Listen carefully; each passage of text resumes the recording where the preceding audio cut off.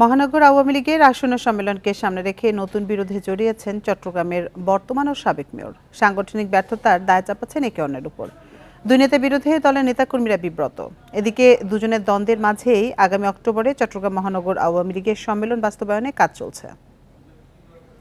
এখন জন্ম সনদ দিয়ে খোলো বিকাশ স্টুডেন্ট অ্যাকাউন্ট। নিজের বিকাশ নিজে কর। চট্টগ্রাম মহানগর আওয়ামী লীগে অভ্যন্তরীণ বিবাদ দীর্ঘদিনের। বর্তমানে একটি পক্ষের নেতৃত্বে আছেন সাবেক মেয়র ও মহানগর আওয়ামী লীগের সাধারণ সম্পাদক আজম নাসির উদ্দিন। সম্প্রতি তাকে চ্যালেঞ্জ ছুড়ে দিয়েছেন বর্তমান মেয়র ও সংগঠনের যুগ্ম সম্পাদক রেজাউল করিম চৌধুরী। দলের এক বর্ধিত সভায় দুই নেতা বাদানুবাদে লিপ্ত হলে বিষয়টি প্রকাশ্যে চলে আসে। যারা সমাজের গ্রহণযোগ্যতা আছে তারা পার্টি করুক, তারা এই সংগঠনের বিভিন্ন দায়িত্ব পালন করুক, তাহলে সংগঠন সমৃদ্ধ হবে। আর যদি সেখানে যদি দাগওয়ালা যদি কোনো লোকজন থাকে, মানুষ আস্তে আস্তে বিমুখ হয়ে যায়। যদি সম্মেলন না হয় তাহলে এই দায়ভারটা বর্তমান কমিটির উপর চাপিয়ে দিয়ে সেইখানে হয়তো তারা তাদের যে পরিকল্পনা সেটা কার্যকর করতে পারে কিনা এই ধরনের একটা ধারণা থাকলে থাকতে পারে।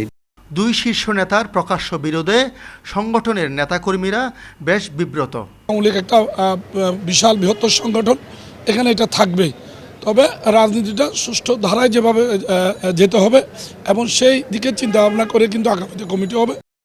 এদিকে মেয়র বলছেন এতদিন মহানগর আওয়ামী লীগ ঠিকমতো চলেনি। অন্যদিকে সংগঠনের সাধারণ সম্পাদকের দাবি, যুগ্ম সম্পাদক হিসেবে দলে মেয়রের তেমন কোনো ভূমিকা ছিল না। কোনো সময় খারাপ ছিল না বলেই তো সংগঠন আজকে এতটুকু পর্যায়ে এসছে। আজকে খারাপের দিকে যাচ্ছে বলেই আমি প্রতিবাদ করেছি। দুই একটা অনুমত করে উনি কথা বলে যে এটা সংগঠনের সাংগঠনিক যে কর্মকাণ্ড করার ক্ষেত্রে এটা প্রতিবন্ধকতার সৃষ্টি করে। এসব বিরোধে আগে 3 বার তারিখ ঠিক করেও সম্পন্ন করা যায়নি নগর আওয়ামী লীগের সম্মেলন। এবার অক্টোবরের মধ্যে সম্মেলন করতে চায় সংগঠনটি।